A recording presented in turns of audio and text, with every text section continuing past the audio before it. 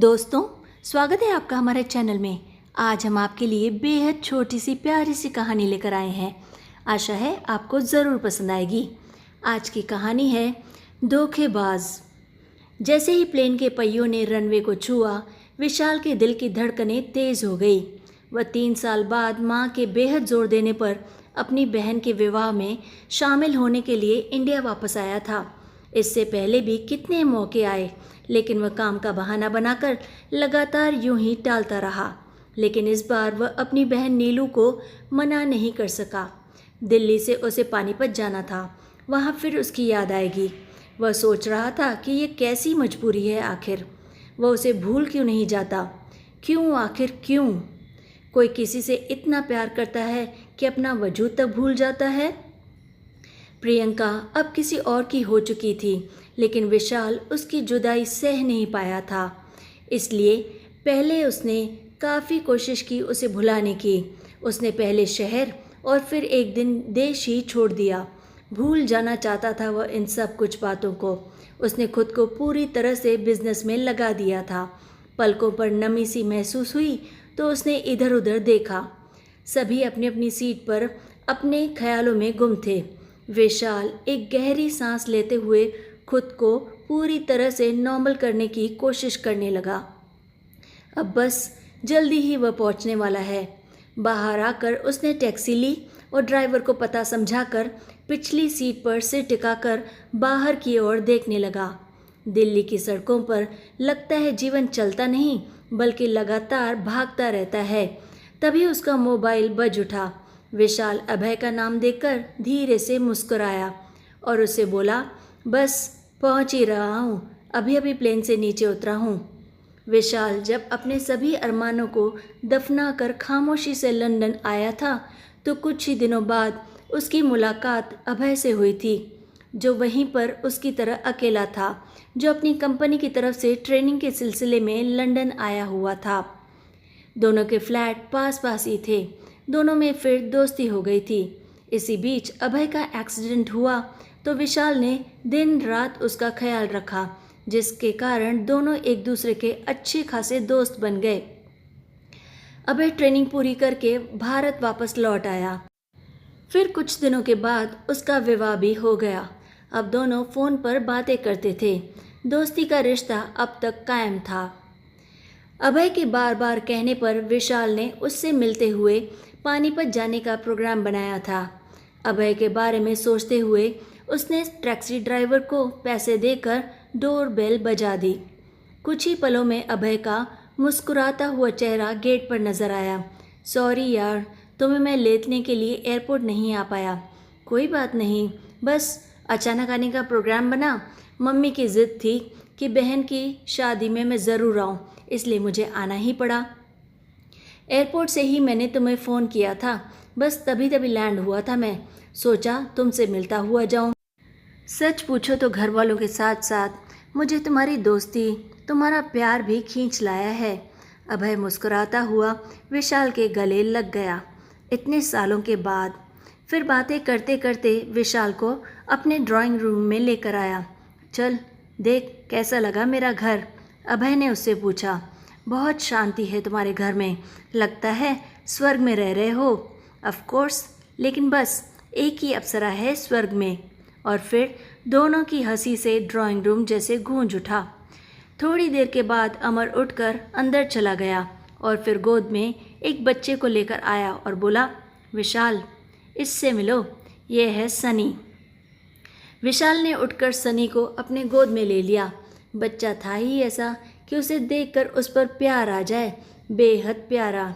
अभय खाना तैयार है, कहते हुए वह गुलाबी साड़ी में अंदर आई तो विशाल को लगा जैसे दिल की धड़कनें अभी यहीं पर बंद हो जाएंगी।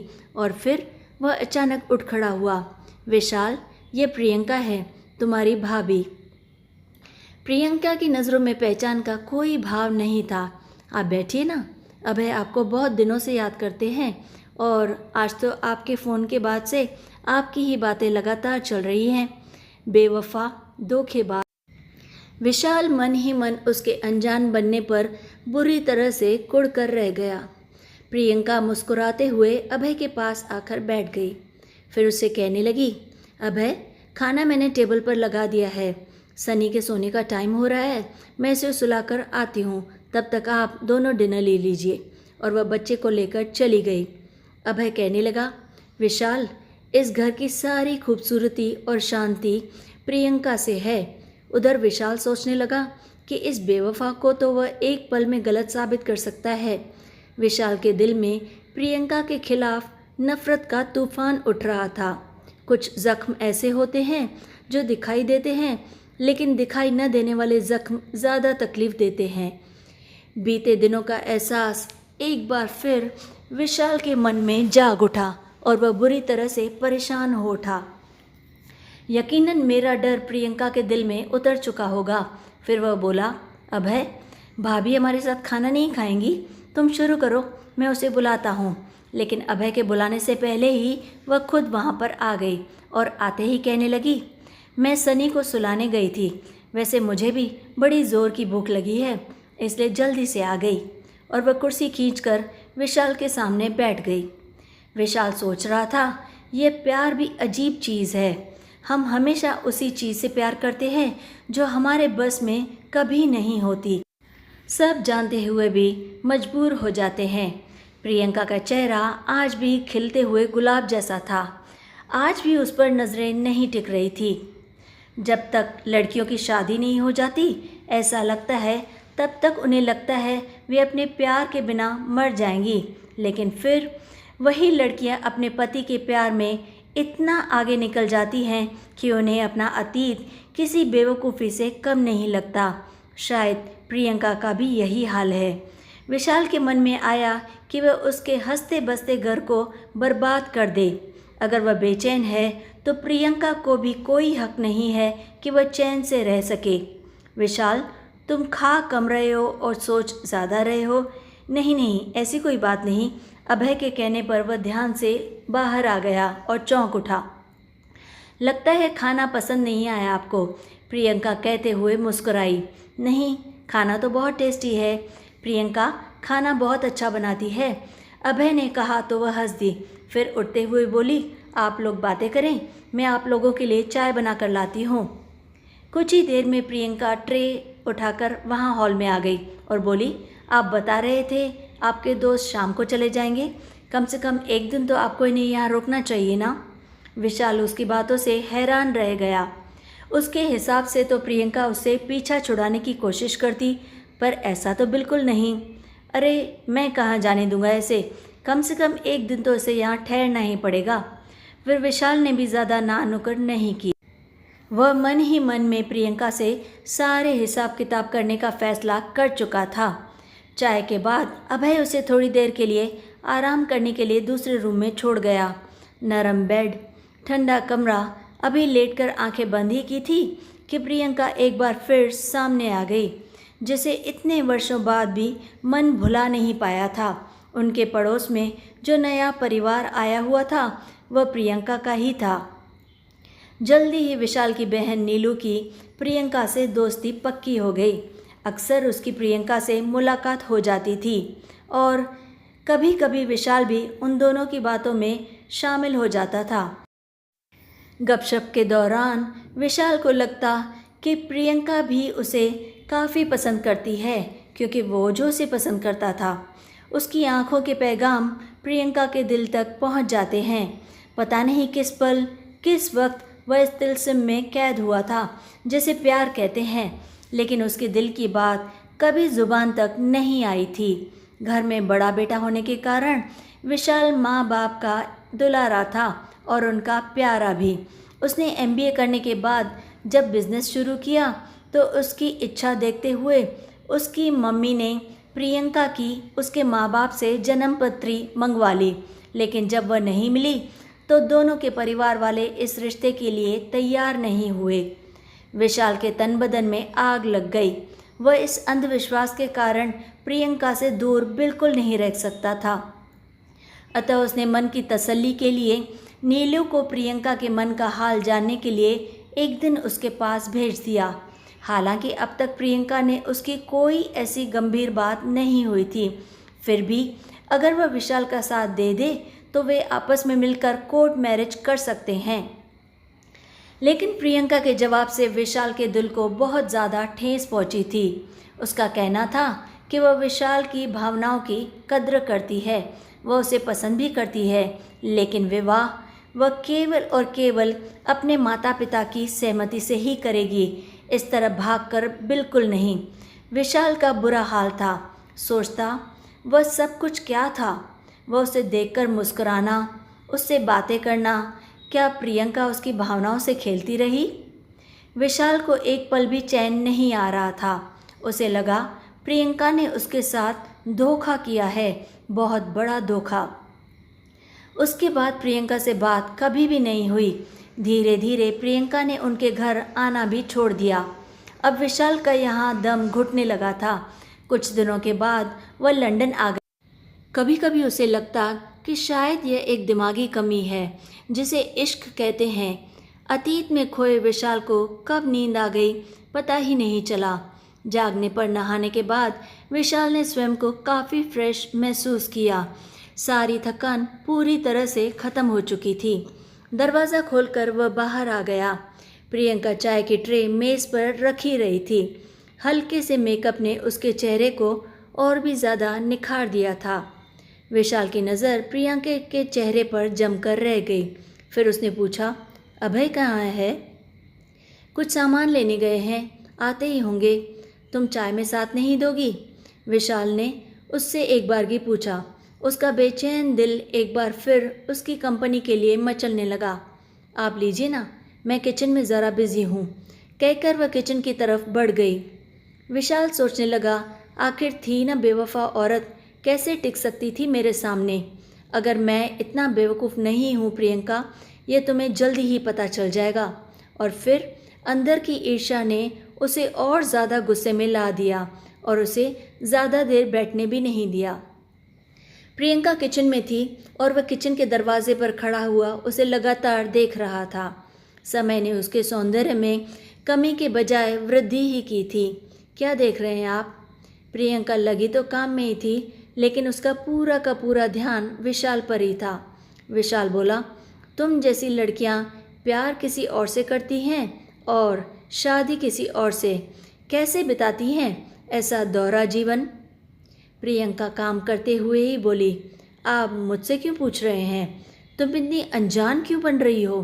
तुम मुझे बेवकूफ़ क्यों बनाती रही? क्या मैं इतना पागल नज़र आता था?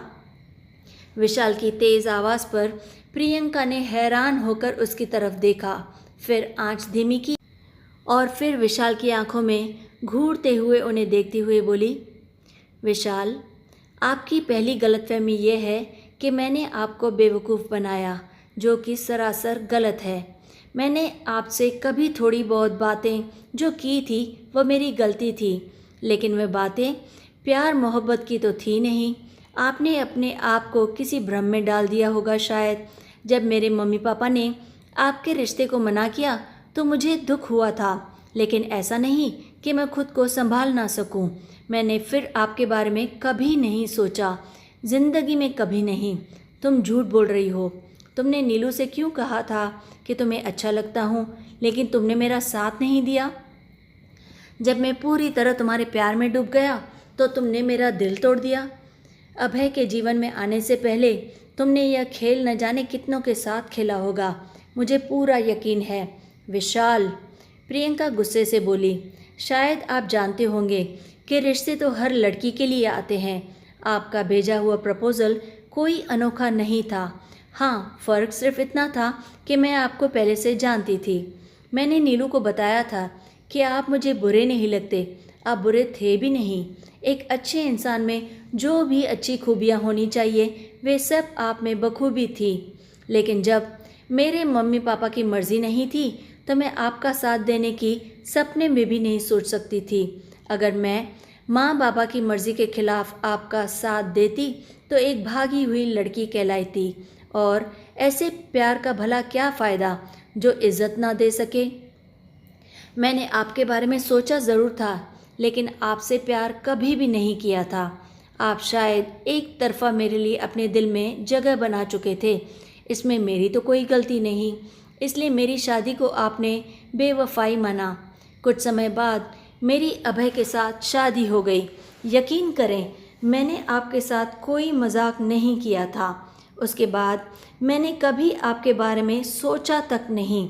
अभय का प्यार मुझे उनके अलावा कुछ और सोचने भी नहीं देता। मैं उन्हें दिल से पसंद करती हूँ और प्यार भी करती हूँ। प्रियंका की आवाज़ में अभय के लिए प्यार भरा हुआ था और विशाल सोच रहा था वह कितना बेवकूफ़ था अपने एक तरफा प्यार में। अपने जीवन का इतना लंबा समय बर्बाद करता रहा। क्या सोचने लगे विशाल? किचन की तपिश ने उसके चेहरे को और ज़्यादा खूबसूरत बना दिया था। काश तुम मेरी होती प्रियंका, तुम्हारी हर एक चीज़, यह खूबसूरती मेरे जीवन में होती, मेरा प्यार एक तरफा ना होता। फिर अचानक शर्मिंदगी के एहसास ने विशाल को घेर लिया कि यह सब वह अपने दोस्त की पत्नी के बारे में सोच रहा है, जो कि बिल्कुल गलत है। प्रियंका ध्यान से उसके चेहरे के उतार चढ़ाव को देख रही थी। वह उसे चुप देखकर बोली, आप प्लीज़ ड्राइंग रूम में बैठिए, यहाँ बहुत ज़्यादा गर्मी है, मैं अभी काम फिनिश करके आती हूँ। विशाल चुपचाप हारे कदमों से ड्राइंग रूम में आ गया और वहीं बैठकर चाय पीने लगा, जहाँ सनी अभी तक खेल रहा था। कुछ देर में प्रियंका भी आ गई और वहीं उसके साथ बैठ गई। दोनों काफ़ी देर तक चुप रहे। दिल ने एक बार फिर उसे उकसाया तो विशाल बोल उठा, अगर मैं अभय को बता दूं कि मैं तुम्हें जानता हूं, बल्कि प्रपोज भी कर चुका हूं तो? कहकर विशाल ने उसके चेहरे पर नज़रें जमा दी। प्रियंका की गहरी आंखों में पल भर के लिए उलझन छाई, फिर धीरे से बोली, यह जो पुरुष होता है ना, बड़ा अजीब होता है। अच्छाई पर आए तो फरिश्तों को भी मात कर दे और बुराई पर आए तो शैतान भी पनाह मांगे। आपका दिल जो चाहे वह करो। आप अपने अधूरे प्यार का गुस्सा मेरे शांत जीवन को ख़त्म करके उतारना चाहते हैं और अभय के सामने मेरा अपमान करना चाहते हैं तो आपकी मर्ज़ी, जबकि आप ये अच्छी तरह जानते हैं कि आपका और मेरा ऐसा कोई रिश्ता था ही नहीं। क्या मेरा अपराध यही है कि मैंने अपने मम्मी पापा की इच्छा के बिना आपका साथ नहीं दिया? कहते कहते प्रियंका की आंखें भर आई। वह ठीक कह रही थी। विशाल के दिमाग को उसकी बातें स्वीकार्य थी, लेकिन उसका दिल अब भी नहीं मान रहा था। और फिर दिमाग ने दिल पर हावी होने का दावा कर दिया। विशाल ने महसूस किया कि दिल और दिमाग में रस्साकशी चले तो दिमाग की बात मान लेनी चाहिए। इसलिए शायद कुदरत ने बुद्धि को हृदय के ऊपर बिठाया है। प्रियंका की बातों ने विशाल को पूरी तरह से शर्मिंदा सा कर दिया था। उसका मन ग्लानि से भर उठा। वह सचमुच गलत था। उसने प्रियंका को ध्यान से देखा तो उसके उदास चेहरे के घेरे में कैद सा हो गया। अपनी छोटी सोच पर उसे कुछ बोला ही नहीं गया। फिर हिम्मत करके बोला, आई एम सॉरी प्रियंका, मुझे ऐसा नहीं करना चाहिए, मैं गलत सोच रहा था, यह पूरी मेरी ही गलती है। फिर दोनों थोड़ी देर चुपचाप वहीं पर बैठे रहे। कुछ ही देर में अभय वहाँ पर आ गया। फिर सब ने साथ में खाना खाया। दोनों दोस्त बीते दिनों की बातें दोहराते रहे। प्रियंका काम समेटती रही। विशाल के चलने का समय आया तो अभय गाड़ी निकालने लगा। प्रियंका बोली, आप फिर कब आएंगे? शायद अब कभी नहीं। क्यों? तुम्हें मुझे अपने घर बुलाते हुए डर नहीं लग रहा? वह क्यों? प्रियंका ने हैरानी से पूछा। मैं तुम्हारा कोई नुकसान कर दूँ तो? मुझे पता है आप ऐसा कभी कर ही नहीं सकते। आप काफ़ी अच्छे इंसान हैं। वह क्यों? अब हैरान होने की बारी विशाल की थी, इसीलिए कि आप बहुत ज़्यादा अच्छे इंसान हैं। आप अभय के दोस्त हैं, जब चाहे यहाँ पर आ सकते हैं। प्रियंका, बहुत शांति है तुम्हारे घर में और तुम्हारे जीवन में। मेरी कामना है यह हमेशा इसी तरह रहे। विशाल मुस्कुराया। आप घर बसा लें, ऐसी शांति आपको भी ज़रूर मिल जाएगी। प्रियंका की आंखों में खुशी दिखाई दे रही थी और विरोधी भावों के तूफान से जूझने के बाद विशाल का मन बिल्कुल एक पंख सा हल्का हो गया था। मन का बोझ उतरने पर बड़ी शांति मिल रही थी उसे। यही विकल्प था दीवाने मन का। विशाल को लगा कि इतने वर्षों की थकान जैसे पूरी तरह से ख़त्म हो गई है। तो दोस्तों, कैसी लगी आपको ये छोटी सी प्यारी सी कहानी? अगर अच्छी लगे तो कहानी को लाइक और शेयर ज़रूर करें। और हाँ, अब तो जाकर आप चैनल को सब्सक्राइब कर दीजिए प्लीज़, ताकि हमारी फैमिली और ज़्यादा बड़ी हो सके और हम आपको अच्छी कहानियाँ सुना सकें। और कमेंट्स में हमें अपनी राय ज़रूर बताएं कि आपको और कौन सी कहानी सुनी है और ये कहानी आपको कैसी लगी। और फिर रोज़ की तरह लाइक, शेयर एंड सब्सक्राइब।